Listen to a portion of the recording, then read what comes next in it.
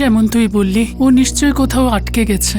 সত্যি মা গো, নিজের বিষয়ের জন্য না ভেবে সবার জন্য ভাবতে থাকে। তাই এই গ্রামের জন্য উনি ভগবান মতন, তাই সবাই ওনাকে ভগবান মতন দেখে। মা, আমি গিয়ে দেখে আসছি। তুই তোর বন্ধুদের দেখা করার সময় দিয়েছিলি না? তোর দেরি হয়ে যাবে, তুই খেয়ে নে। কি বলছো কি মা? বাবার আগে আমি কোনোদিন খাবার খেয়েছি? তার উপরে আজ বাবা আর আমার দুইজনের জন্মদিন, আমরা সবাই একসাথে খাবো। আর যাই হোক, আমার বন্ধুদের সাথে দেখা করা বাবার থেকে বড় না। ঠিক আছে। আরে সূর্যা, কোথায় তুমি? আরে বাহ, সবাই নিজের বাবাকে কত ভালোবাসে। ঠিক বলেছিস, ও ওর বাবাকে ভীষণ ভালোবাসে। আমি তো ওকে ছাড়া থাকতে পারবো, কিন্তু ও থাকতে পারবে না। মনে হচ্ছে এটা ঠিক নয়, অন্যটা দেখাও। হ্যাঁ, ভালো আছে। হ্যাঁ ছোট মালিক, কোথায় যাচ্ছেন? মালিককে খুঁজতে যাচ্ছেন নাকি? বাবা মন্দিরে নেই নাকি? গ্রামে বাইরে জঙ্গলে গিয়েছিলেন, তাড়াহুড়োতে ছিলেন। জঙ্গলে? হ্যাঁ, একজন দৌড়ে এসেছিল। পণ্ডিত আর মালিককে কিছু ঘাবড়ে বলল। হ্যাঁ, তারপরে পণ্ডিতজি মন্দিরে দরজা বন্ধ করে দিল আর তিনজনে দৌড়ে জঙ্গলের দিকে চলে গেল। আর তিনজনেই খুব চিন্তিত ছিল। যা আমি দেখলাম ছোট মালিক, তাই আমি বলে দিলাম। ঠিক আছে ঠিক আছে, চলো পড়ে চলো। নিচ্ছি।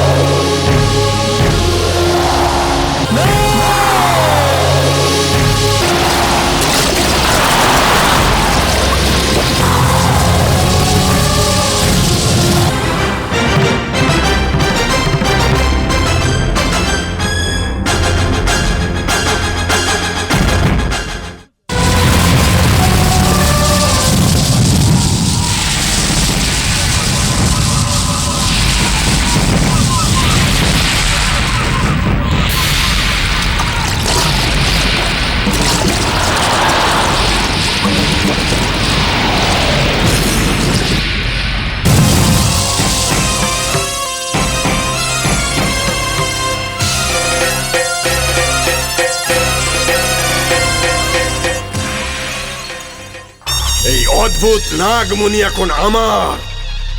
এই নাগমণির শক্তি পাওয়ার ফলে এখন আমি আরো অনেক শক্তিশালী হয়ে গেছি। ইতিহাসের পৃষ্ঠায় প্রথম মানুষ আমি যে নাগমণিকে জয় করেছে।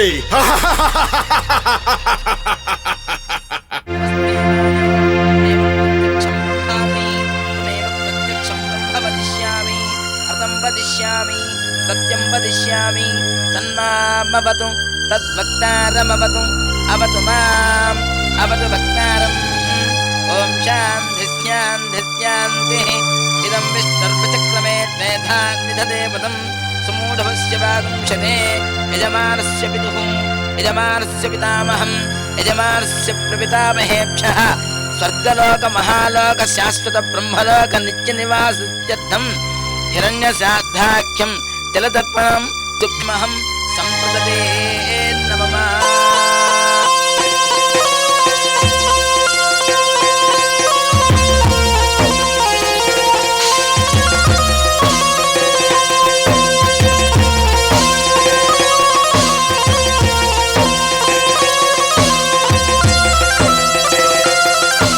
প্রীত্যর্থম প্রীত্যर्थम ইদন্তে इदन्ते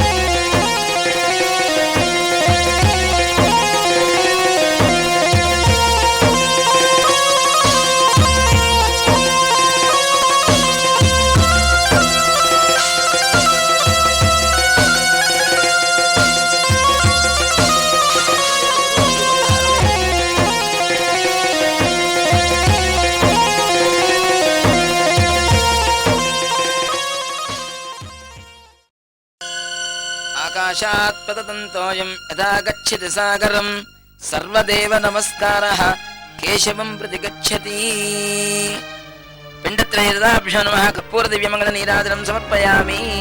বাবা, আপনার পিতার আত্মা এখানে আশেপাশেই কোথাও আছে। এটা আপনি কাককে খাইয়ে দিন আর বাবাকে প্রণাম করুন।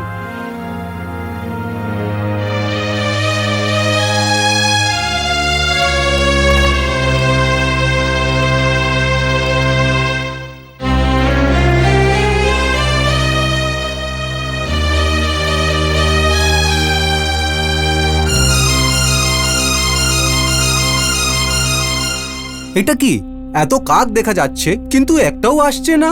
বাবা, আমার তো মনে হচ্ছে তোমার বাবার আত্মা একটু ক্রোধিত আছেন। বাবা, ওনাকে বলুন আপনি ওনার সব কথা মানবেন, ওনার ইচ্ছা অনুযায়ী সব কাজ করবেন। এবার আপনি কাককে নমস্কার করুন। আমি কি প্রণাম করলে কাকেরা এখানে এসে খাবার খাবে? কি আপনি কি কথা বলছেন? এই সব কথার উপরে আমাদের বিশ্বাস করা উচিত? বাবার আত্মা ঘুরছে, উনি কাকের রূপে প্রকট হতে চায়। যদি এরকম না হয় উনার আত্মা ঘুরবে এটা বলছেন? দেখো বাবা, এটা তো পিতৃপুরুষের কার্য। এই কার্য সম্পূর্ণ হলেই উনি মোক্ষ পাবেন। বাবার নরকে যাওয়া আটকাতে ছেলেকে এই সব কার্য করতে হয়। আপনি আমার কথাটা শুনুন, আপনি নিজেই দেখবেন আর আপনার বিশ্বাসও জন্মাবে। কত কাক উড়ে বেড়াচ্ছে কিন্তু দেখুন একটাও কাক এখানে আসেনি। একবার এই ব্যাপারটা একটু ভাবুন। ঠিক আছে বাবা, আপনার যা কিছুই ইচ্ছে আছে আমি মনে প্রাণে পুরো করব। আপনি এসে খাবারটা খেয়ে নিন।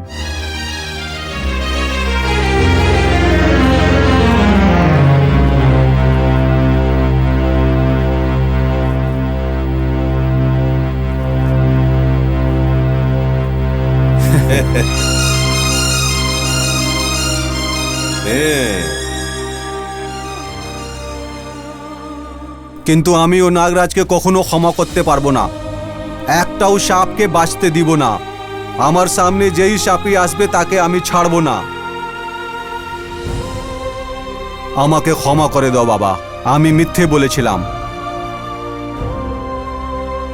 চলুন পণ্ডিতজি।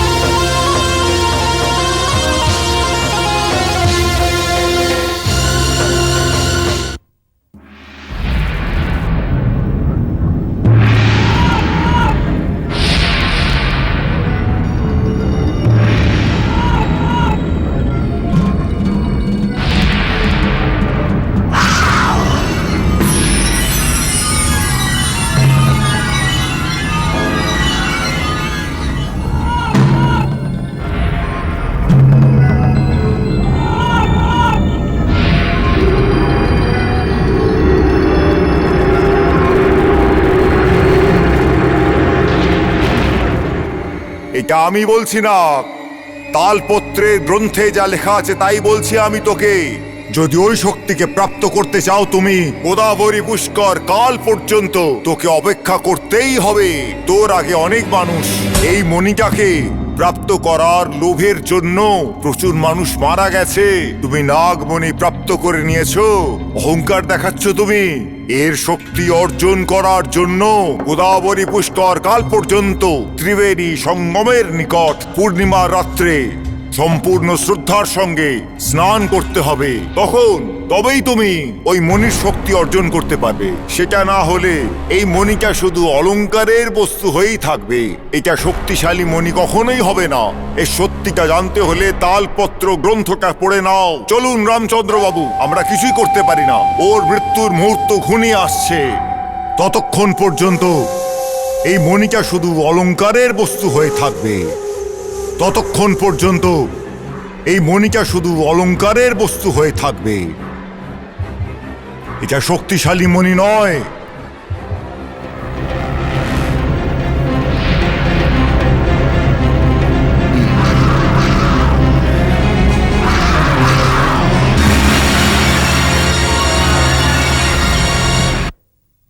রামচন্দ্রবাবু একজন মহান মানুষ ছিলেন।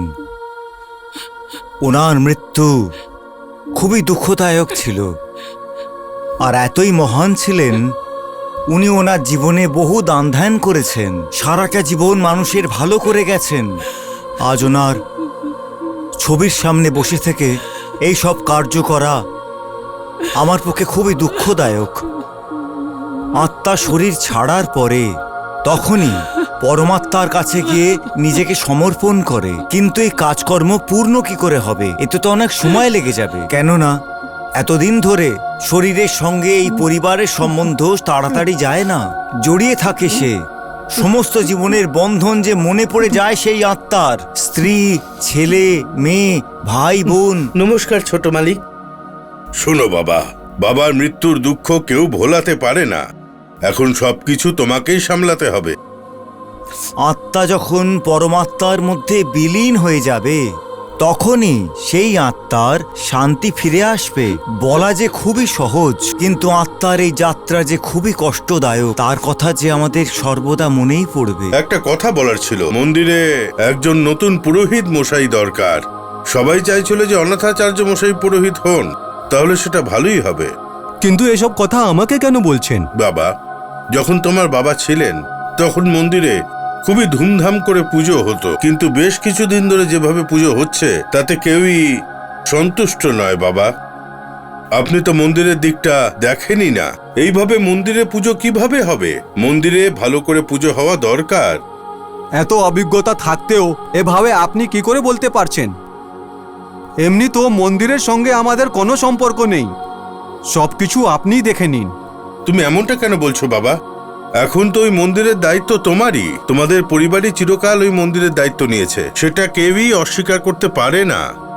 অস্বীকার করলে শুধু তুমি দোষী হবে না, তোমার পাপও লাগবে। এই আপনি কি বলছেন? উনি একটা ভগবান, উনার একটা মন্দির আছে, উনার ব্যাপার এসব বলছেন? আপনি আমার মাথাটা খারাপ করবেন না। এটা তো কোনো দৈব দোষী হবে বাবু। জানি না বাবা কি ধরনের পাপ হয়েছে। প্রতি নাগপঞ্চমীর মতোই এই নাগপঞ্চমীতেও নাগরাজ, নাগ ভৈরবী কাউকে দর্শন দেন, কারোর ওপর দয়া দেখাননি। জানি না কি অপরাধ হয়েছে, এই ভেবেই তো আমরা সবাই ভয় পাচ্ছি। এটা তো কোনো সাধারণ দোষ নয়, নাগ দোষ বাবু। এটা নাগ দোষ ভালো হয় না, কিন্তু এটা পরবর্তী প্রজন্মে ছড়িয়ে যায়। আমাদের কথাটা শুনুন বাবু, একটা নাগ শান্তি পূজা করা, এতে সবার ভালো হবে। নাগ দোষের মোকাবিলা করা সবার পক্ষে সম্ভব নয়, তাই জন্য আমাদের মন্দিরে একজন পূজারীকে রাখতেই হবে। চুপ করুন আপনি আর আপনার অন্ধবিশ্বাস। ভগবান আমাদের ভালো করে নাকি আমাদের খারাপ করে? পুরোহিত যে সব সময় শ্রদ্ধা করে পুজো করেন, নাগরাজ ওনাকে কেন কামড়ি দিয়েছেন কেউ বলতে পারবে? সব সময় মানুষের যিনি সেবা করেন, আমার বাবাকে সাপ কেন কামড়ি দিল? অন্যের পাপের প্রায়শ্চিত্ত আমাদের করার দরকার নেই। আর এমনিতেও আমাদের নাগ দোষের শান্তি পুজোর দরকার নেই।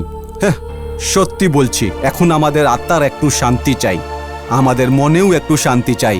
আমার বাবার মৃত্যুর যে কারণ, তার মূর্তি আমি এই বাড়িতে কিছুতেই রাখতে দিব না। আর এখন এই বাড়িতে ওর পুজো করার আর কোনো দরকার নেই। আসলে উনাকে আমাদের বাড়ির দেবতা ভাবা শুধু আমাদের ভুল। সত্যি বলছি, সাপ বিষাক্ত হয়, কামড়ানো ওদের স্বভাব। ওরা আমাদের উপরে দয়া করে আমাদের রক্ষা করবে, এটা ভাবা আমাদের সব থেকে বড় ভুল। এটা কিন্তু ভুল, এমনটা বলবেন না। নাগরাজকে ঘরের দেবতা বলা হয়, তাদের অসম্মান করা উচিত আমি আর নয়। কিছু শুনতে চাই না। আমাকে আর কষ্ট না দিয়ে আপনি যান। শোন বাবা, এর তুই কি বলছিস? ওনারা গুরুজন, ওদের কথা শোনাই ভালো। আমাদের মায়ের মতো কেউ নয়।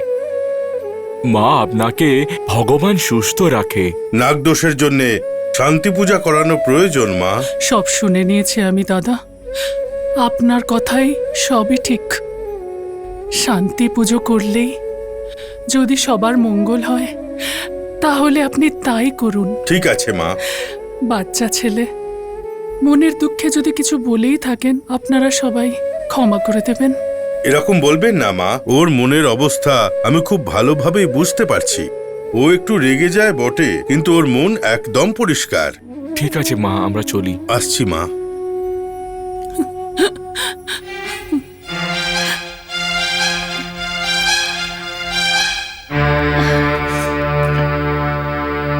নাগার্তক স্বামীর পাপের কারণে আমার ভক্তের বলি হয়েছিল। এই জন্য আমার ক্রোধও বেড়ে গিয়েছিল। প্রতিশোধ নেওয়ার জন্য আমি অনেকবার ওর পিছনে গিয়েছিলাম।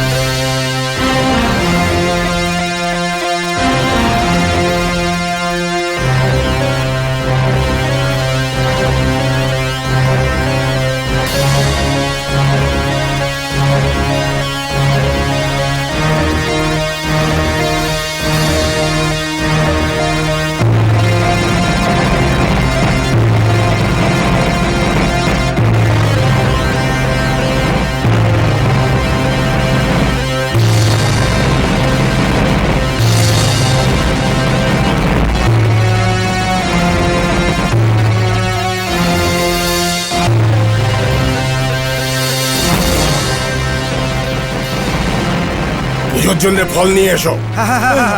চলো চলো, তাড়াতাড়ি চলো, চলো চলো, চলো, চলো, তাড়াতাড়ি করো, তাড়াতাড়ি করো।